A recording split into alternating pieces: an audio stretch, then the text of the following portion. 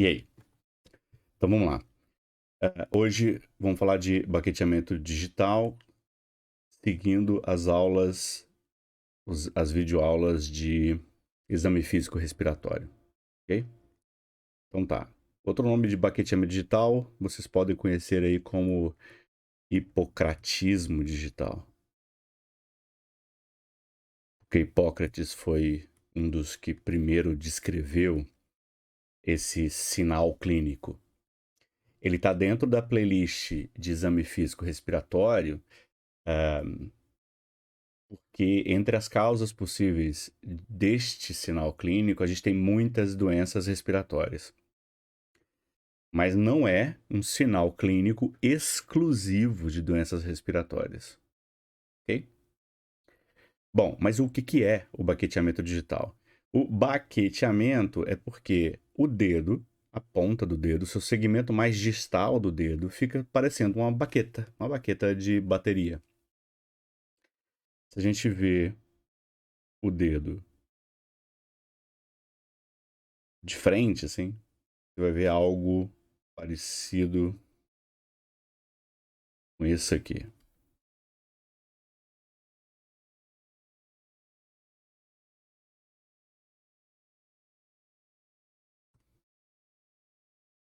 Você vai ver algo parecido com isso aqui. Você vai ver então um aumento do volume do segmento distal do dedo.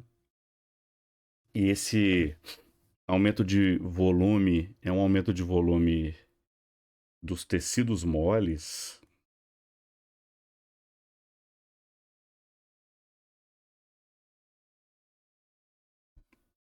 Daqui desse leito ungueal.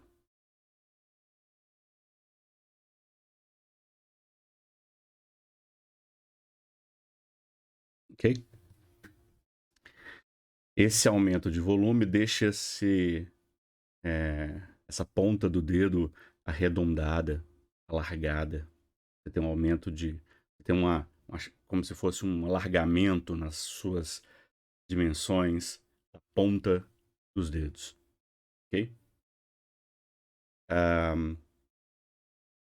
Esse aumento de volume dos tecidos moles do leito ungueal deixa essa característica de baqueta, e ela pode acontecer em apenas um dedo, nas duas mãos, por exemplo. Pode ser em todos os dedos e pode ser simétrica, ou pode ser assimétrica.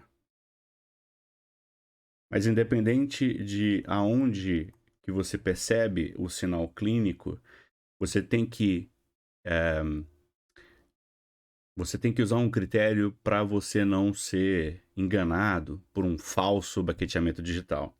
Então, o melhor jeito é você observar o dedo em perfil. Então, eu vou desenhar aqui um dedo em perfil.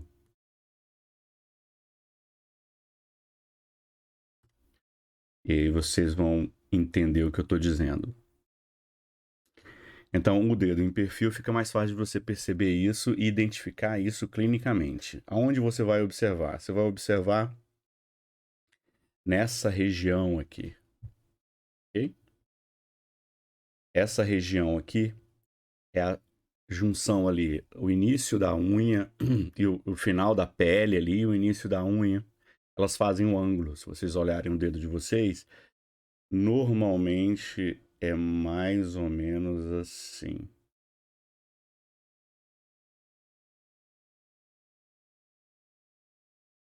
Eu tô desenhando atrás do meu aqui.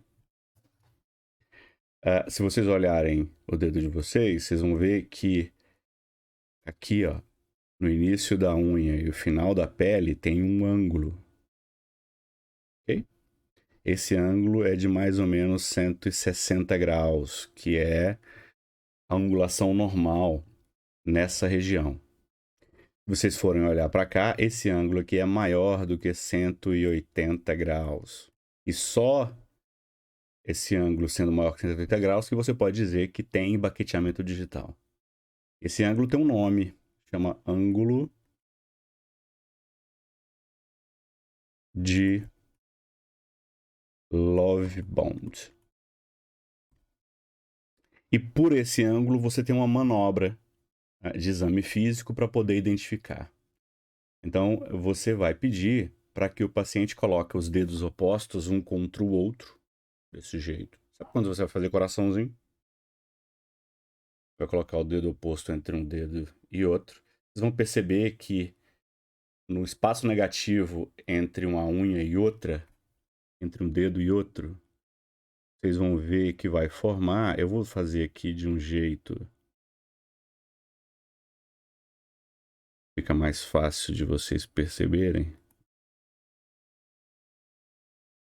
Vocês vão ver que entre um dedo e outro vai formar uma janelinha aqui.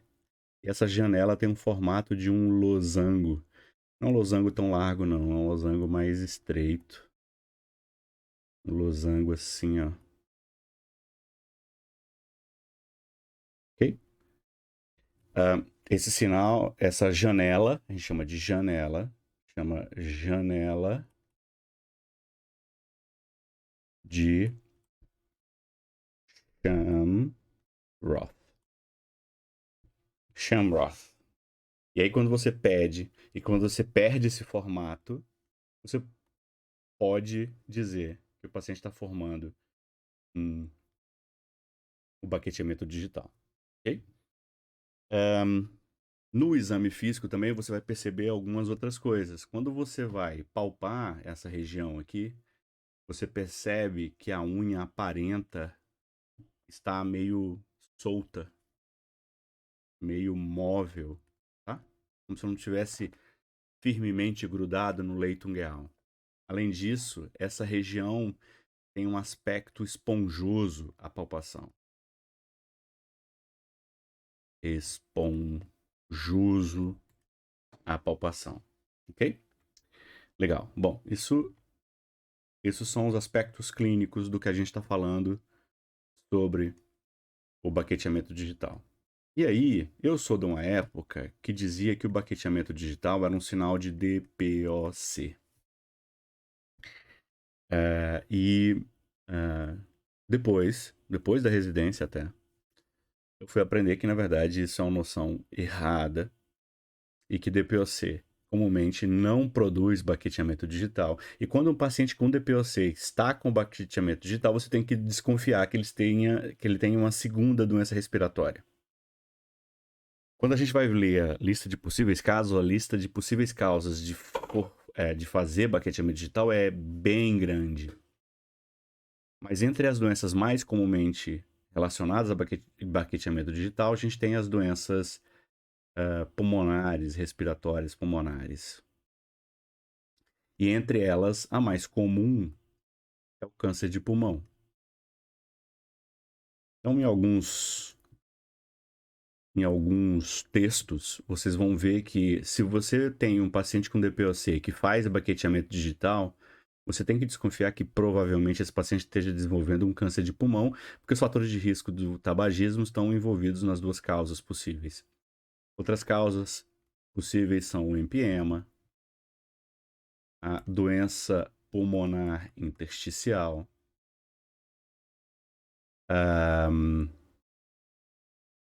fibrose cística,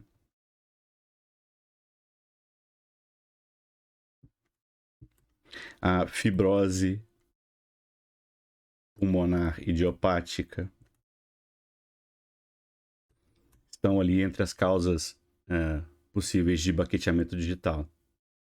A gente vê, por exemplo, que até 65% dos casos de fibrose pulmonar idiopática fazem de baqueteamento digital.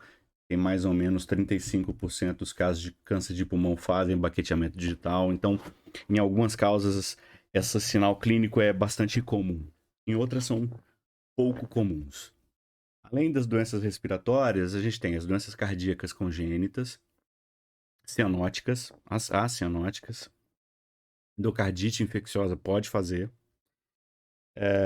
A gente tem algumas doenças do trato gastrointestinal, cirrose pode ser uma causa, doença inflamatória intestinal, doença de Crohn também são causas possíveis de baqueteamento digital.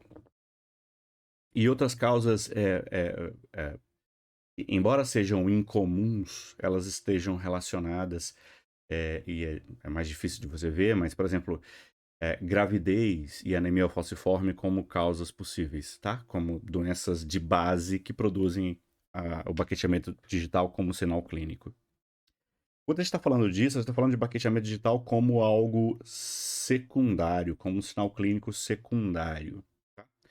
Existem, embora seja raro, um baqueteamento que a gente chama de primário. O baqueteamento digital que chama de primário. Não como um sinal clínico de uma outra doença, mas como a própria doença. Então, nesse caso, a gente tem o baqueteamento idiopático, em que o paciente não tem nenhuma patologia de base envolvida. E tem algumas doenças genéticas que são muito raras. Eu, particularmente, nunca conheci nenhum paciente com essas doenças genéticas que podem estar em que a manifestação dessa doença genética é a presença do baqueteamento digital. Que são doenças hereditárias. Então, eu tenho a pachydermoperiostose.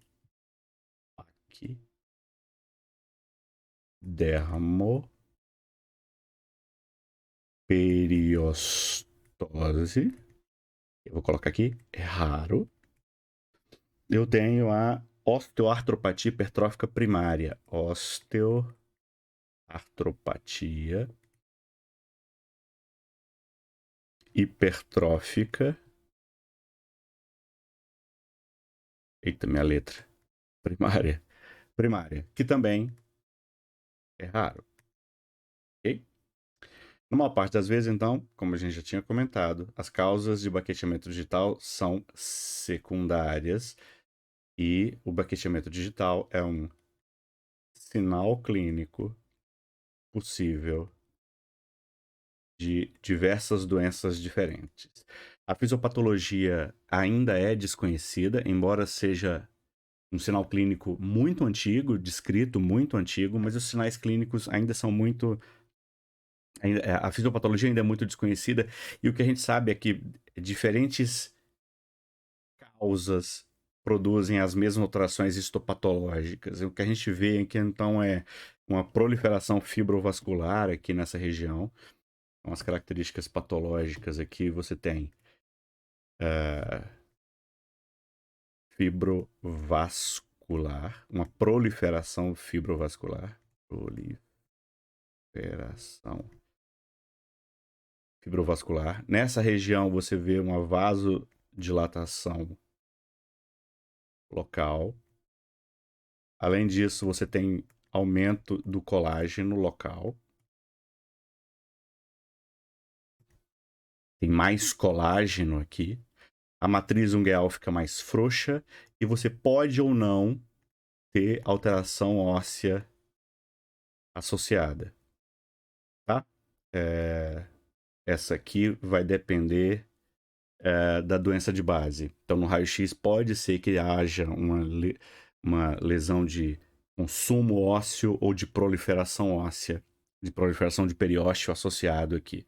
Mas não é absolutamente necessário que tenha, tá? Mas ninguém sabe como que essas alterações patológicas daqui, quais são os meios, quais são os mecanismos fisiopatológicos para se chegar aqui. Não se sabe ainda, ok? Bom, eu acho que por hoje é só. Depois de muito tempo sem fazer novos vídeos, vou ver se eu consigo me adiantar aqui e gravar outros vídeos. Um abraço para vocês.